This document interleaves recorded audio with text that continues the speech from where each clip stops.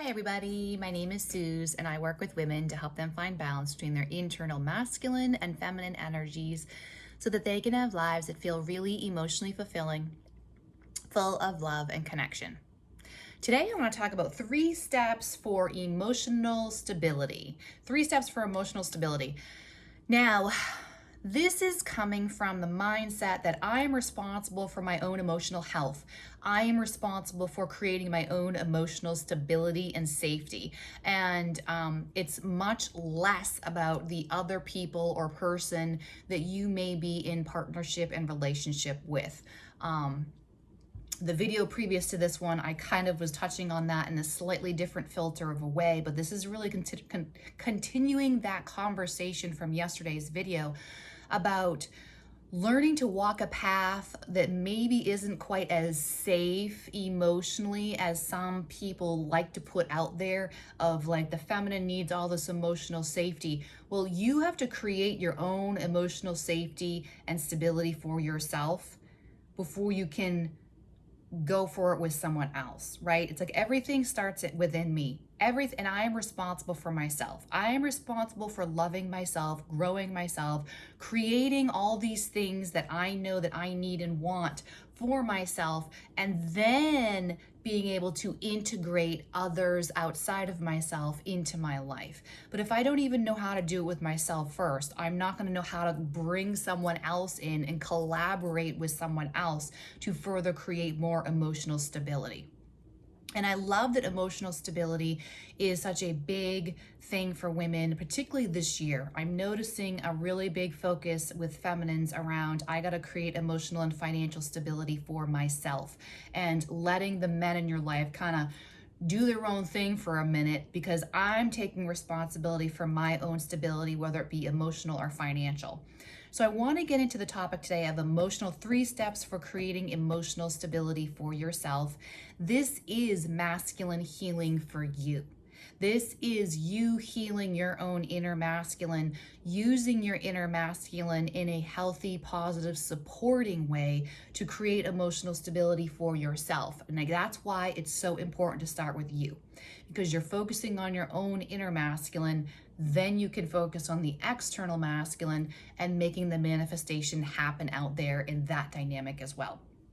So, the thing with emotional stability that I think people don't realize is that it's the anxiety piece that really defines whether or not this is going to work.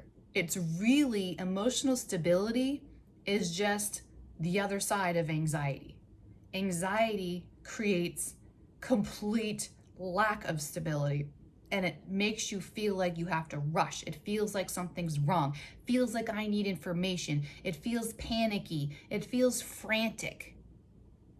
So stability, obviously, is completely the opposite of that. So that's why creating emotional stability for yourself is so powerful and so self-empowering, because you are getting yourself out of these anxious cycles that you may not even recognize are anxiety. Like I've said this before in many other videos talking specifically about anxiety. I think I'm actually going to create a playlist about anxiety.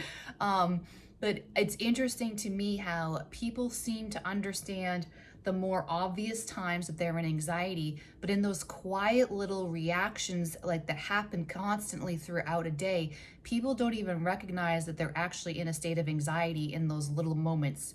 And if we learn to really see how many times in a day we're triggered into a state of anxiety, and learn to work with the anxiety and create stability and better responses to the anxiety, you become so much more powerful. And your self-worth, you'll feel it. Your self-worth will skyrocket. So point number 1 for 3 steps for creating emotional stability. Number 1, become hyper aware of your anxiety. 2 parts to this. Become hyper aware of your anxiety, and become familiar with your own impulsive responses. So here's the thing, and I've talked about this. You can go back and look at my other videos on anxiety here. I did one last week, I think it was, about what your anxiety is trying to tell you. I've done a few. Like I said, I'm gonna try to make a playlist and put them all under there so that you can reference them, because this is clearly a topic I keep coming back to. So you have to become really hyper aware of when you're having an anxiety reaction to something happening or something not happening, or maybe something not going as fast as you think it should be. That will create a lot of anxiety. You have to really pinpoint exactly when you're having anxiety sprouting up inside of you. And then part two, you need to have done enough observation, enough self-awareness to get really familiar with, what do I tend to do when I'm having anxiety? Now that I recognize all the times in a day I'm triggered into a little bit of an anxious kind of a reaction, what is the thing or the behaviors that I tend to impulsively get into that maybe it's instant gratification. Think of it this way. What are my instant gratification things? And it's always like this release. Anxiety is a really overwhelming, powerful, chaotic energy. So the instinctual, impulsive reaction is, I got to get rid of this. I got to release this somehow. So what are the things, what are the thoughts or the words or the behaviors that you engage in that tell you that the anxiety's gone, that help you release it out of your body? You have to get really familiar with those. Number two, move at your own pace. I've been saying this so much in the past week with people that I'm talking with. Moving at your own pace 9 times out of 10 is a lot slower than you think, or even a lot slower than you would prefer. Our modern day society moves way faster than our own nervous systems were intended to move. Or another way to say that is, our modern day lifestyles move at a much faster pace than our bodies have evolved into. We haven't evolved to that space of being able to move as quickly as our modern day life really puts a lot of pressure on us to. And therefore, we've generated these expectations around timelines and how things are supposed to progress, or what's the chronological time sequence for a particular thing in your life. And if it's not moving fast enough, or if I'm not moving fast enough, we get into this space of all this emotional instability and chaos and turmoil and trouble, right? And that right there of, I'm not moving fast enough, that is severely wounded masculine energy. That, and I know a lot of us have had a lot of experience in that. I'm like, I feel like I'm professional grade level of feeling rushed my whole life, right? And even as humans, as a collective in general, I've noticed that with grief and with healing, there's way too much expectation that, oh, you should be over it by now. And these big emotions like heartbreak and grief and loss and deep disappointment or repeated disappointment, those big emotional spaces take time to truly heal and close out and move forward from. And so often we don't respect that. And we have this expectation that it's supposed to go faster, or why am I still here? Or why are you still there? Or what's taking so long? And all of this stuff needs to go. And you have to learn by observing and being really honest with yourself. Learn what your unique pace is, how slow or how fast you can go.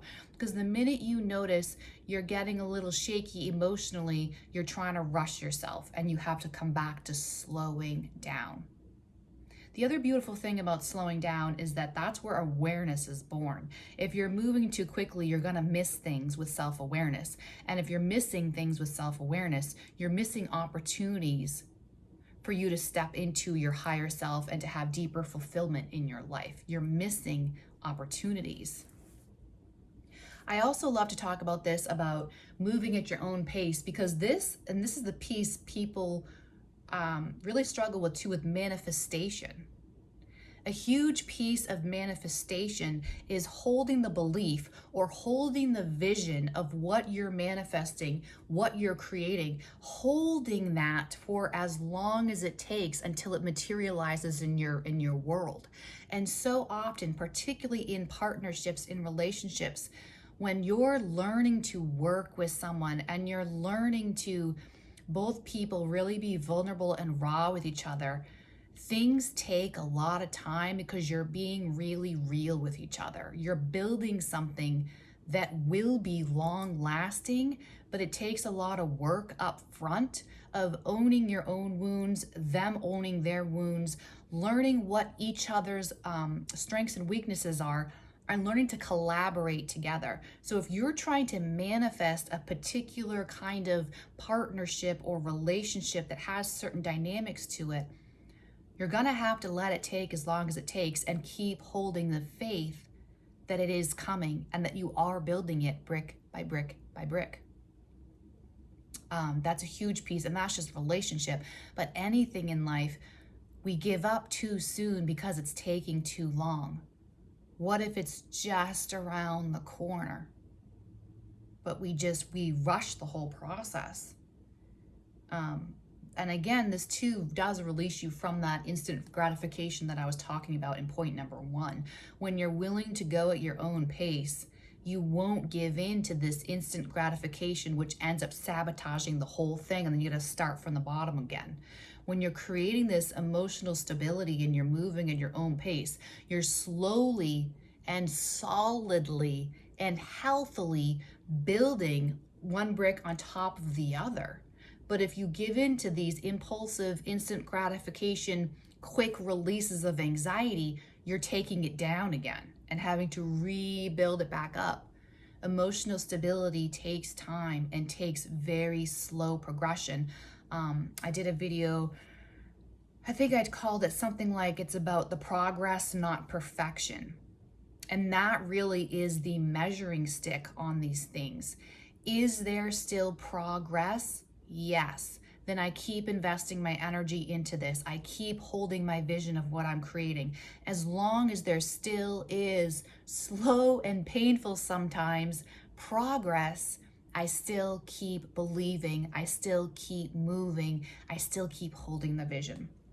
Number 3, for 3 steps for emotional stability, is honor the ebbs and the flows, or the highs and the lows.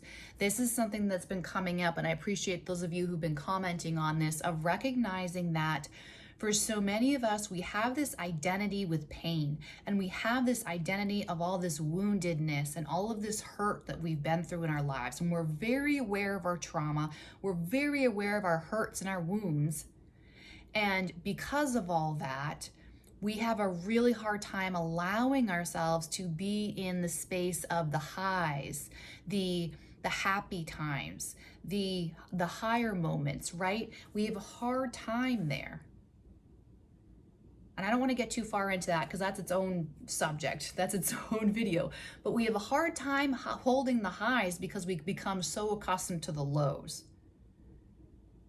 And then also on the whole idea of honoring the ebbs and the flows, learning to create a new mindset around boring.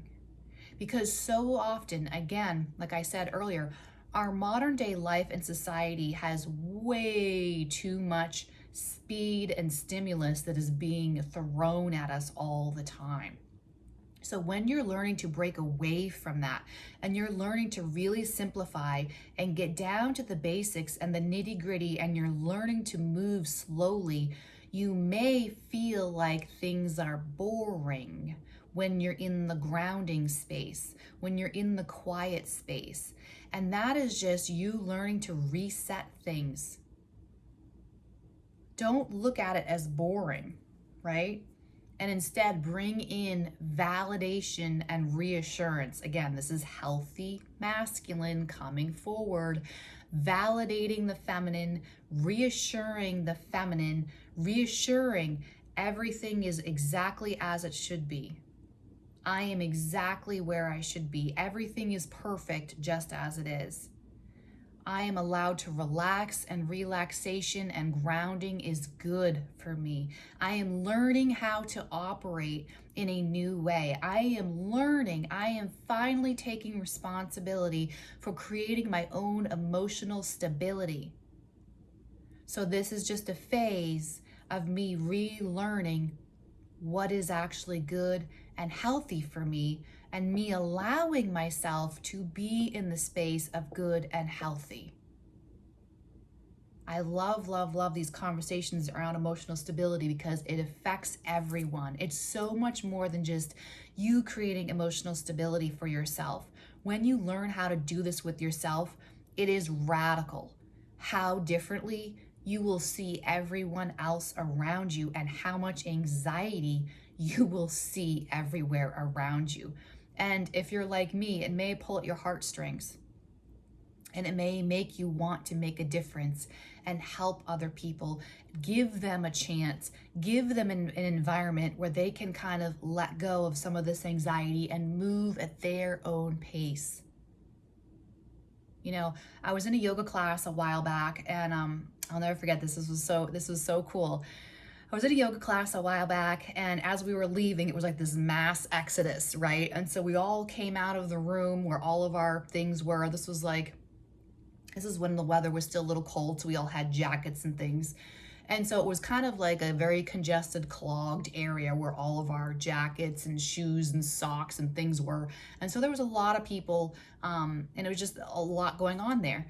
And there was this one woman who was in front of me, and her stuff was kind of like on the peg next to mine. And so I just kind of stood back, and I let her get her things and put her jacket on and her socks and her shoes and gather her yoga mat. And I let her do her thing. And at one point in time, she kind of feel that someone was there and that she was in the way. And she kind of looked behind me, and she's like, "Oh, I'm so sorry." And I just looked at her and I said, "You take all the time you want. I am in no rush, and I don't believe in rushing other people." And the look of gratitude on her face was so beautiful to me.